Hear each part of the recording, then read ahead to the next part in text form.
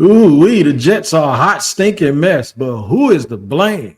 Whose fault is it? And who's going to be next in the NFL? We'll talk about it here on Locked On NFL. The barbershop is open and Tony Wiggins has a chair for you. He's ready with some real NFL talk. The local experts of Locked On bring their expertise, and Wiggy is ready with his clippers and shears. Sit down and enjoy. The new Locked On NFL starts now. Locked On Podcast Network. Your team every day. It is your team every day, and we thank you for making us your first listen. And welcome to the new Locked On NFL, bringing you a double dose of the NFL's biggest stories with the help of our local experts that know your favorites like no one else. I'm the host, the barber, Tony Wiggins, joined today by Locked On NFL expert David Harrison. And the things that we're going to talk about today here on the show is this: Eagles, they're healthy and ready to fly. Right smack in the middle of the show, we're going to go to an unexpected hot seat. The Bengals and the Dolphins, you got to be kidding me. Listen to what the experts up there have to say. And then Saleh, the scapegoat, but in my opinion, he had to go. I'll explain that when we get started. We appreciate you, of course, making us your first listen and being an everyday here on the Locked On NFL show, which is part of the Locked On Podcast Network, your team every day. Make sure you tune in again to Locked On NFL tomorrow morning for that madman, Tyler Rowland. For more NFL coverage, today's episode is sponsored and brought to you by Prize Picks. That is right. Prize Picks is where you can go and have so much fun. Go to prizepicks.com/LockedOnNFL and use the code all lowercase LockedOnNFL to win $50 instantly when you play $5. Remember that line from a movie, man. Somebody, Nino told somebody to sit their $5 behind down before I make change. And that's what happened to Robert Saleh today, David. Man, I want to change the headline here. Robert Saleh didn't get fired today. Robert Saleh got freed. He got freed from the Aaron Rodgers prison. Look, I want to quote a couple people here. First, ESPN's Ben Solak, right? He sent out a tweet. Since the 2021 season, Robert Saleh is first in New York. The Jets defense is first in points per drive, first in EPA per play, third in success rate, despite playing the fourth most snaps over that stretch. And we all know the longer defense is on the field, the worse they get, yet they're still ranking there. Now, Ben also says Saleh never solved the quarterback problem, but man, he delivered on defense. Emmanuel Acho then talks about how Robert Saleh is not the defense coordinator. He is the head coach. Listen to me. First of all, the smile that was on Emmanuel Acho's face while he's breaking the news that Robert Saleh is being fired on his show, on his network, disgusting. It's too big. It's too big. Absolutely disgusting to me. Like the fact that another man, first of all, a man who played in the league, is that happy to see another man's career, jeopardized. Like, it's disgusting to me. I'm just gonna put that out. Yeah, it's lame. But the other part of this is to Emmanuel. Listen, Robert Saleh is not the head coach of that team, bro. Aaron Rodgers is the head coach of that team. There's another report come out from Jonathan Jones of NFL or of CBS.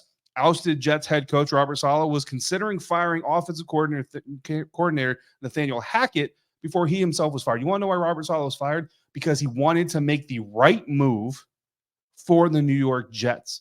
The New York Jets were not interested in that. However, the New York Jets want to make the right move for Aaron Rodgers because they gave Aaron Rodgers the keys to that franchise when they brought him in. Now, the only way I will say that this go ahead. The only way I would say Robert Saleh made his own bed that he's got to lie on is if Robert agreed to the amount of control that Aaron Rodgers has. I would find it hard to believe that any head coach would agree to that, though. And here's just the last connecting dot I want to make to this, because everybody always talks about trying to replicate Tom Brady. When Tom Brady went to Tampa Bay, he did not have near the control that Aaron Rodgers got in New York.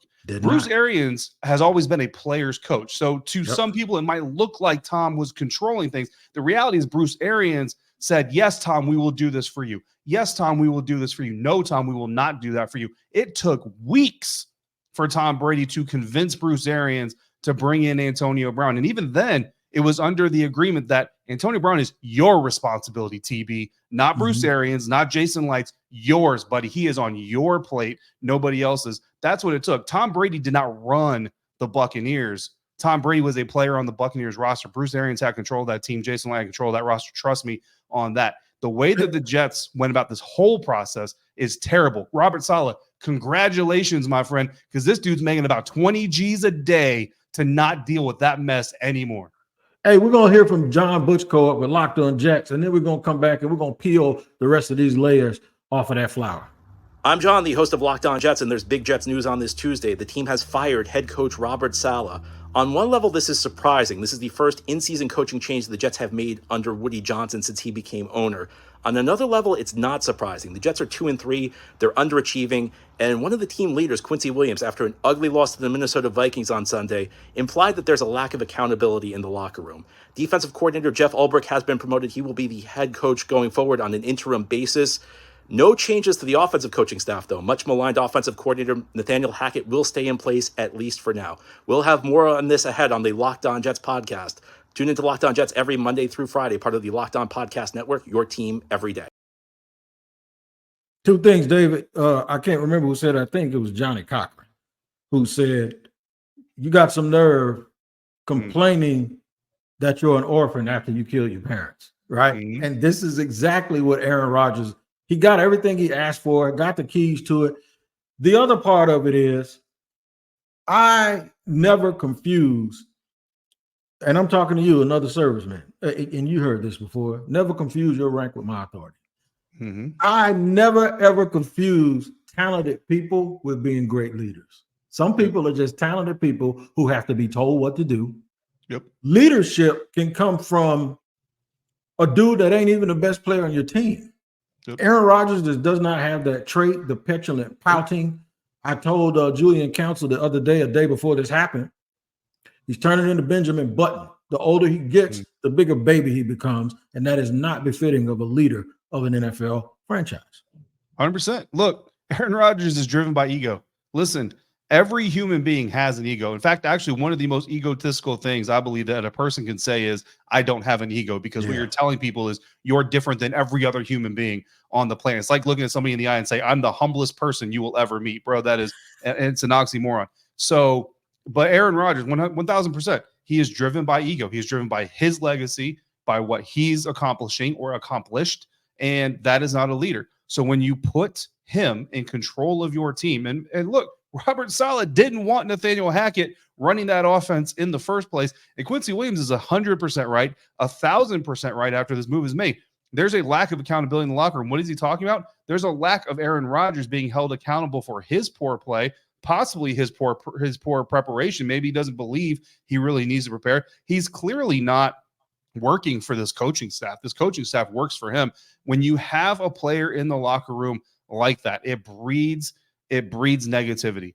It just does. And when it doesn't work out, it just spreads through the locker room. Look, again, we'll go back to Tom Brady. Guess what? When Tom was on the field in Pittsburgh, yelling at his offensive line in front of cameras on the football field as they're losing to a combination of Kenny Pickett and Mitchell Trubisky, guess what? That wasn't the very beginning of it, but those were the earliest signs of people in Tampa getting a little bit tired of what Tom Brady was bringing. And it's because it wasn't working anymore. But he was the guy that everybody was talking. Wasn't even honestly in the organization. Everybody just wanted to talk about Tom. Mike Evans had 3 touchdown catches today. First question in the press conference: what do you think about them throws Tom Brady sent to you? That breeds a certain type of feeling when it doesn't produce wins. When it's producing wins, we'll deal with it.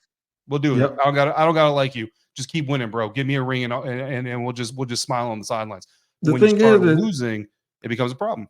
The thing is, I don't mind guys doing things. I never thought Shaq would be a better free throw shooter if he stopped becoming a rapper. So I'm not one of those type of people. But I'm also not going to sit here and tell you that watching him on McAfee, it hurts his cause, in my opinion. And I don't even watch him on McAfee. Yeah. But the reason why it hurts, I don't watch it, but I see the highlights of it or whatever. Right. It hurts the cause is because you're a quarterback. That is different than being a center in the NBA. You are a quarterback of the franchise. Okay, Aaron, you want to lead? Do this then. Do what the coach has to do.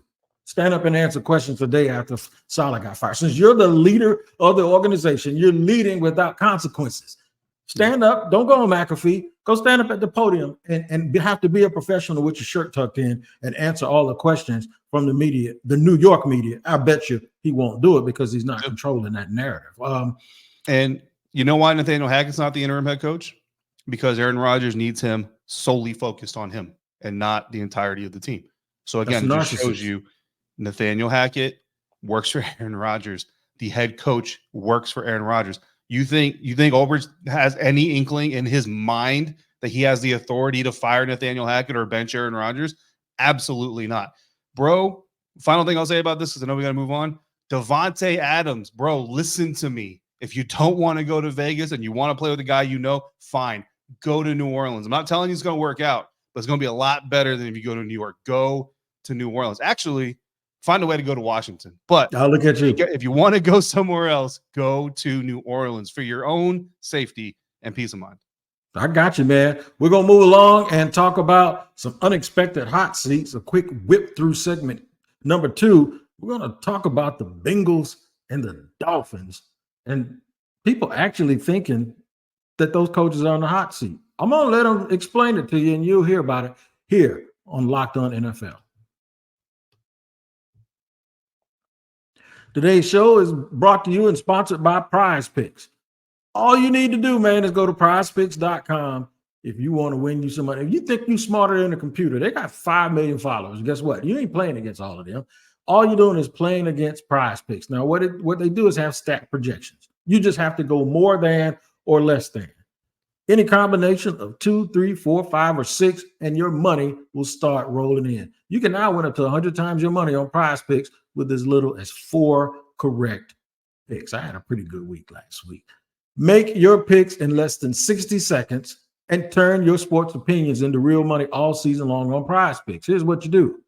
Go on over to Prize Picks, download Prize Picks, and then when you get there, enter the promo code LOCKEDONNFL. That's going to get you $50 instantly after you play your first $5 lineup. That's right, $50. Locked On NFL is the code, LOCKEDON NFL.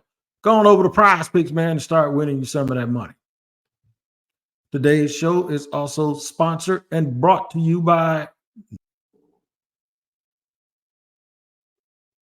All right, here we are. We started out talking about Robert Saleh and Aaron Rodgers here on Locked On NFL. And now we're going to talk about some other coaches that may be on the hot seat. You know, you can win a little bit, David. You can win just a little bit, but not quite win the whole thing. And then when that rug gets pulled out, people start wondering not only if you're a good coach because they've seen you do it, but they're wondering if you're the guy that can lift the team out of the hole in their current circumstances. And the Cincinnati Bengals is one of those teams right now. Yeah. The Cincinnati Bengals have a lot to figure out, but I think the Bengals are interesting, man. The Bengals are really confusing because you kind of look at some of these other teams and there's like a major injury. There's a major thing missing. They're kind of like, okay, but the Cincinnati Bengals have just kind of a little bit of combination of health, a little bit of combination of frustration, and like they've just kind of steadily declined. And it's just a really weird situation. And I think they really need to figure out, is Zach Taylor a guy that can bring this group together? Do we believe they can bring this group together? Or do we need to go a different direction? And the problem with going a different direction is you're now asking. I like to use cars as an analogy or euphemism, right? In the NFL, and like you're basically asking another driver. You're saying, look at the vehicle.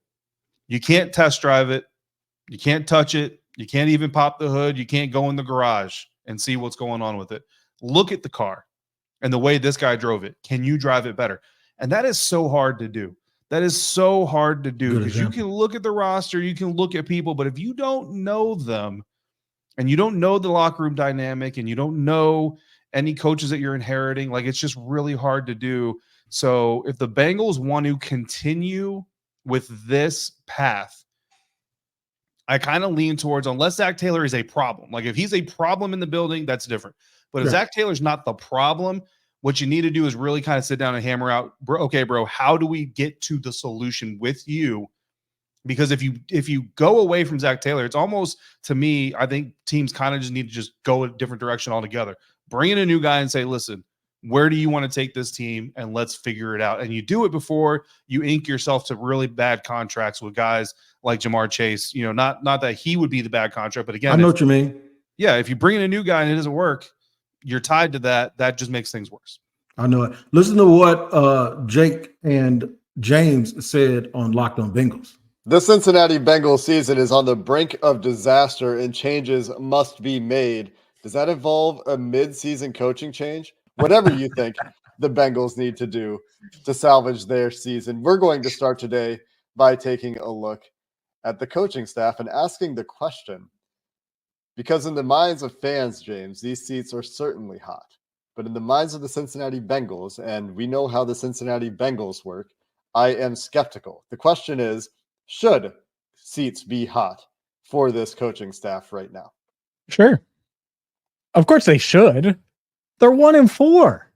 Like, there's no one in the building should feel comfortable, because, and that includes, like, everybody should be on notice because you're 1-4.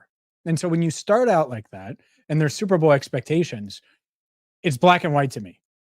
And I'm sure they feel that. I'm sure they feel like, you're telling me Joe doesn't feel it? He talked for 12-ish minutes after the game and you could just tell. Like, it was a deflating loss. And so the should is a no-brainer. Now, that doesn't mean you fire this, you pull a New York Jets and you just fire the staff right now. It's a difficult thing, man, to fire a coach during the season, because you're like, okay, what's the end game here? Is it just to get him out of the building? Is it just to start the process? You can do that behind the scenes without turning your team upside down, unless you really feel like, hey, man, we're just trying to serve notice that everybody's on notice and everybody needs to figure something out.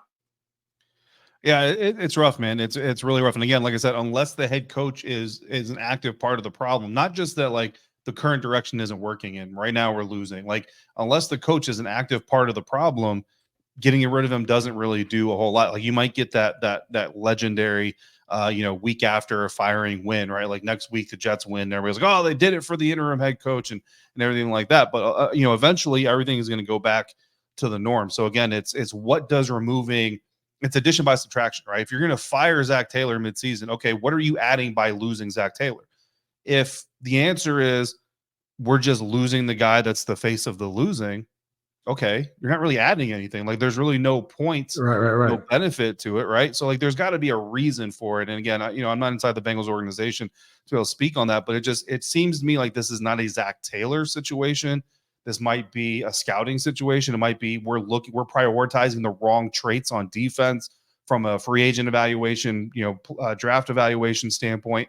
Like, it might just be time to recalibrate how we evaluate players that we add to this roster, because they're not fitting the scheme. Because, like, Lou Anarumo is not a bad defensive coach, right? Like, Zach Taylor's not considered a bad coach. Like, but there are obviously players that have been brought onto this team that just don't fit for one reason or another. And then you do have the injury situation. They lost their interior defensive line, pretty much like both, like, two layers of their interior defensive line for a little bit. That's a significant, like, if you can't win the trenches, you're not going to win a lot of football games. I don't care who your receivers and your quarterback are. So there's a part of that as well. And I just wonder if the Bengals recently just kind of need to shift course instead of change course. Because if you, like I said, if you go away from Zach and his staff, it's just really difficult, man, to bring in a whole new staff who doesn't know this vehicle and say, drive it to the finish line and put them under that kind of pressure. Because that's what you're talking about doing. They were talking the same thing down in Miami, man. Kyle Krabs and for a couple of weeks, they were really, really 38 hot. They're not in as much as hot water, the staff, because it seemed like what was happening is they wouldn't run the ball.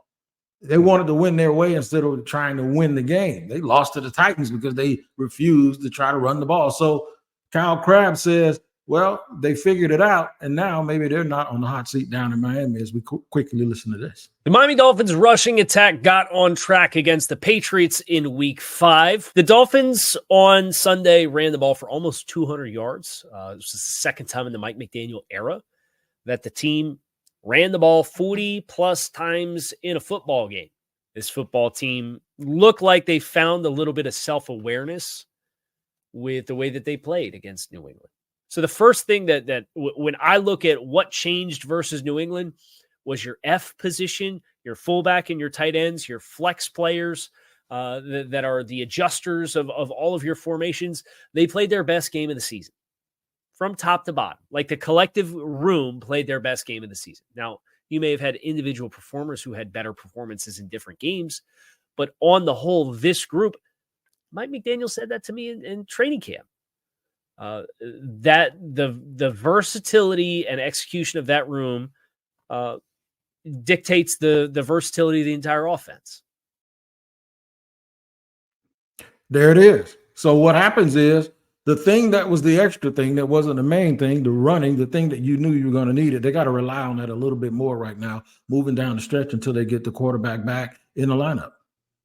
Yeah, I mean, look, the Miami Dolphins under Mike McDaniel, they like to pass to set up the run, and then they like to run to force you to creep up into the box and then pass over your head. That's what they've always liked to do. But when you can't pass to set up anything. So what's the opposite of that? Run to set up the pass, and that's basically what you're going to have to. I mean, you're going to have to do it. And kudos to Mike McDaniel, at least in the short term, because that's exactly what we're talking about. Like, if Zach Taylor is not the problem, recalibrate and figure out where you need to go to get this thing to work with what you have right now, and then figure out how to get better pieces when you have that opportunity. Mike McDaniel, at least now, starting to do that. But I'll tell you, it's almost too late, man. Like, there were definitely people in Miami starting to talk about Mike McDaniel might not survive this thing. I remember going down there for training camp myself, talking to some of the beat reporters around Miami, and those murmurs were already happening. Like, what if you run into a situation where you lose Tua again? If Mike McDaniel, again, cannot adjust to losing the perfect quarterback for his system by shifting his system to what his new quarterback can do, Right. He might be out of a job. And that's what was starting to creep up. But then, like you just mentioned, like Krabs just mentioned, you shift the path against the New England Patriots. Now we'll see if you can continue that and keep that moving forward. And then maybe learn your lesson. And this next offseason, start to shore up those possibilities in the first place. Because guess what? Tua would also probably love the option of, maybe I only throw the ball 12 times this weekend. We just run the ball down their throats and I have an easy night. Like, you could do that too. Absolutely. Good segment, man. We'll see how that plays out. I called Robert Saleh a couple of days early. We'll see if I got to call somebody else out, because, in the barbershop, we always in people's business. All right, man, here's what we're going to do. We're going to close the show out talking about the Eagles. Lord have mercy. Y'all, if I ever say that, that means I got something in store for you. Wait till you see it. We'll talk about it here in just a second on Locked On NFL. Today's show is sponsored and brought to you by FanDuel. Man, FanDuel is the absolute truth. I want to just tell you flat out what they are. 4 words: America's #1 sportsbook. That's right. They are America's #1 sportsbook, and there's a lot of big returns for you this early season on FanDuel. First of all, now when you go to FanDuel and once you make your wagers and your bets, you don't have to leave that page to check stats or even watch play-by-play of the teams that you bet on. You can stay right there. You don't have to refresh your page. It's all right there for you. And the other thing is this: when you get started, you get $200 in bonus bets guaranteed. Guaranteed when you place your first $5 bet. That's right. You don't have to win. Just place your first $5 bet and you'll get $200 in bonus bets. So make sure you go to America's #1 sportsbook. That is FanDuel. Today's show is also sponsored and brought to you by Hillsdale College. Man, listen, you're never too old to learn, right? And I know sometimes learning can be costly. Well, listen, Hillsdale offers classes, our sponsor. They're offering more than 40 free, that's right, free, F-R-E-E, online courses, including stuff like the rise and fall of the Roman Republic, the Great American Story, A Land of Hope. And one that's probably real relevant right now is called Constitution 101, the meaning and history of the Constitution. All you got to do, man, is go right now to hillsdale.edu/locked-on to enroll. There's no cost, and it's easy to get started. That's Hillsdale, HILLSDALE.edu/locked-on to register. Hillsdale.edu/locked-on.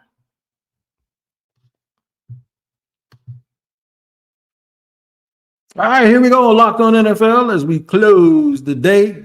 We'll try to hit a home run, man, and I'm going to present something to you inside of your division, and you can use it later on for you can use it as a weapon if you want to. But these dudes up at Locked On Eagles, man, they've been on a bye. They must not have nothing else to do with what I'm about to show you right now.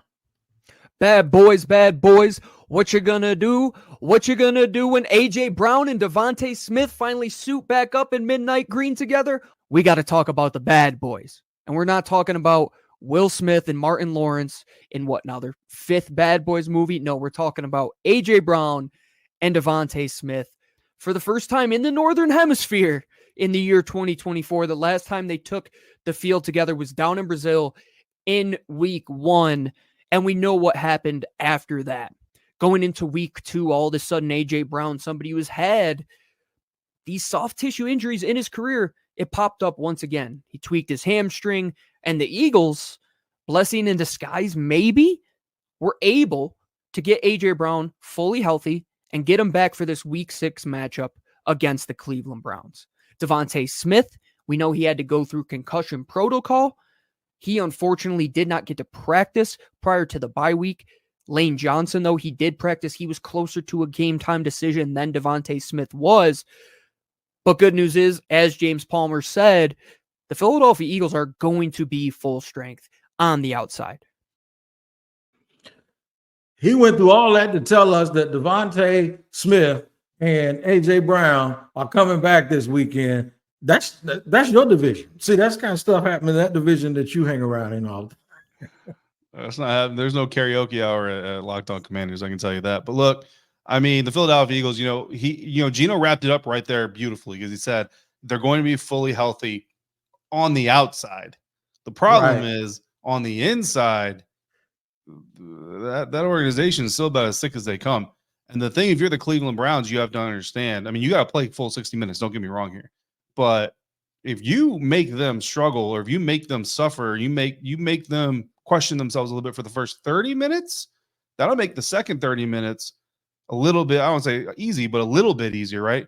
The Browns are not that great of a team this year either, but they're also getting healthier. Like they were close to getting Jack Conklin back last week, their tackle. They might get him back this week. David Njoku made his return. He's they're hoping he's going to get healthier. Nick Chubb, I don't know if he's going to be ready this week. Like that seems like a little bit of a stretch. Mm-hmm. Maybe it's the next week, but if he does come back, then you have that as well. And all those things. And also, the healthier they get, the more you can really narrow this down to say, is Deshaun Watson the problem? If Deshaun Watson is the problem, the Cleveland Browns make the right decision, and they turn to Jameis Winston.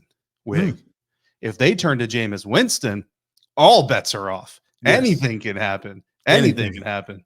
So, this game could be very, very interesting. Yeah, he can throw 4 touchdowns or he can throw 4 picks. He can throw both. You can throw 4 touchdowns and 4 picks.